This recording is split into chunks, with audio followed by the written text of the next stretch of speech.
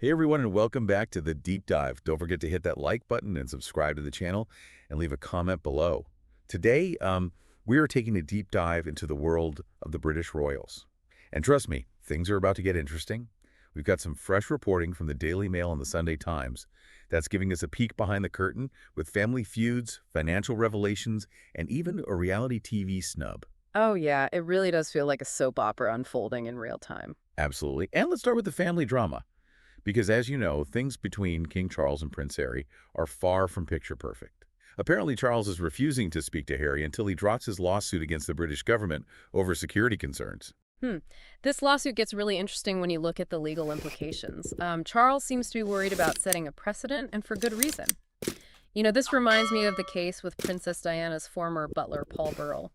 During his trial for allegedly stealing Diana's possessions, Queen Elizabeth II intervened at the very last minute, claiming Burrell had informed her that he was safeguarding those items, and that intervention basically caused the case to collapse. So imagine the kind of legal chaos that could ensue if Harry's case goes to court, and highly sensitive information about royal security arrangements is revealed. Exactly, and it puts Charles in an incredibly difficult position because he's essentially caught between, protecting his family's privacy and upholding the law as the head of state. Yeah, it's definitely a sticky situation. Yeah. And speaking of family drama, Charles has also stopped providing financial support to Prince Andrew, apparently hoping to encourage him to move out of Royal Lodge. And get this, Charles wants Andrew to relocate to Frogmore Cottage, which, as you might recall, was previously occupied by Prince Harry and Meghan Markle. Oh, wow. Talk about awkward family reunions. Right. You can't make this stuff up. But now let's shift gears and dive into some financial revelations that are raising eyebrows. Right. We're talking about the duchies of Lancaster and Cornwall and how they generate millions of pounds for Charles and William each year. What's fascinating here is the system that underpins this wealth. It's rooted in ancient feudal laws that date back centuries. These duchies are essentially massive portfolios of land and property, and the revenue they generate is considered the private income of the duke. Which is completely different from the Crown Estate, right? I think a lot of people get those two things confused. You're absolutely right. The Crown Estate is technically public, and most of its profits go back to the government. But the duchies are entirely separate, and the income is Charles and William's to do with as they please. And here's the kicker. They don't pay capital gains or corporation tax on any of it. Wow, so we're talking about millions and millions of pounds each year, completely tax-free. It's a pretty sweet deal. Yeah. But I'm curious, where's all this money coming from? We'll prepare to be surprised. Some of the sources of income are pretty unexpected. We're talking NHS hospitals, schools, even prisons. The articles even mention that the duchies charge people for the right to dig graves on their land. Seriously, they're making money off of burial plots. It sounds unbelievable, but it's true. And it goes even further. They've got lucrative deals with wind farms, they lease out Dartmoor Prison, you name it. They seem to have a hand in it. It really makes you wonder about the power and reach of these duchies, doesn't it? They're almost like a state within a state. That's a great way to put it.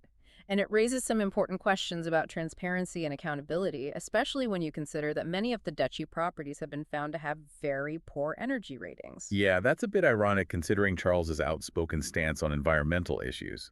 It seems like their actions don't always match their words. It definitely creates a disconnect between their public image as environmental champions and the reality of their private holdings. Yeah, it's definitely a lot to unpack, but stay tuned because in part 2, we'll delve into even more royal revelations, including that reality TV snub you won't believe. It's a good reminder that even the most powerful institutions are often grappling with these kinds of contradictions. Very true. Okay. Okay, ready for something a little lighter? This one's a real head-scratcher. Remember Andy Cohen, the host of Watch What Happens Live? Of course, the Bravo Network's executive producer and the king of all things Real Housewives. Well, get this. Apparently, he turned down Meghan Markle as a guest multiple times before she was a duchess. Can you believe it? It's funny how our perceptions of people can change so drastically, isn't it? Back then, she was just an actress on Suits and a self-proclaimed Housewives fan. And according to the articles, her people reached out to Cohen repeatedly, but he kept saying no. Now he's basically saying he made a huge mistake. Well, I can't imagine Meghan Markle would be spilling any royalty on Watch What Happens Live these days, even if he did invite her. True, but wouldn't it be amazing to hear her take on the whole Housewives phenomenon now? That she's experienced a whole different level of drama and scrutiny. Oh, absolutely. The Real Housewives of Montecito definitely has a nice ring to it. Right. Okay, let's take a step back and recap some of the most jaw-dropping moments from this deep dive so far, We started with the legal battle between Harry and the British government over his security detail. which really highlights the depth of the rift between Harry and his father, and raises some serious questions about the legal risks involved when royal family members air their grievances in public. Then we explored the fascinating and frankly shocking ways the royals generate their wealth. Those feudal land ownership laws are truly something else.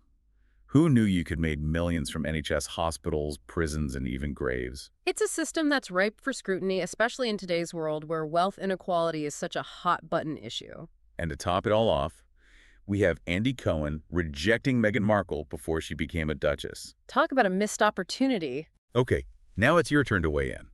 What stood out to you the most from all these royal revelations? Hit us with your thoughts in the comments below. It's a question we should all be asking ourselves in a modern world.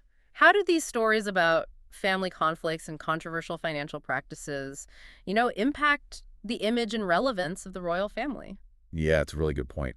Do these revelations change your perception of the monarchy? Let us know in the comments. And it's interesting to consider how these internal conflicts and financial dealings might affect the royal family's ability to connect with younger generations.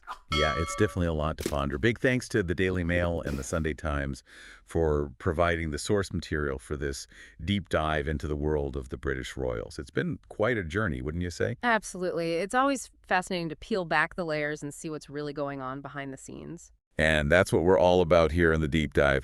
We want to hear from you. Drop your thoughts on these royal revelations in the comments below. Are you Team Charles or Team Harry?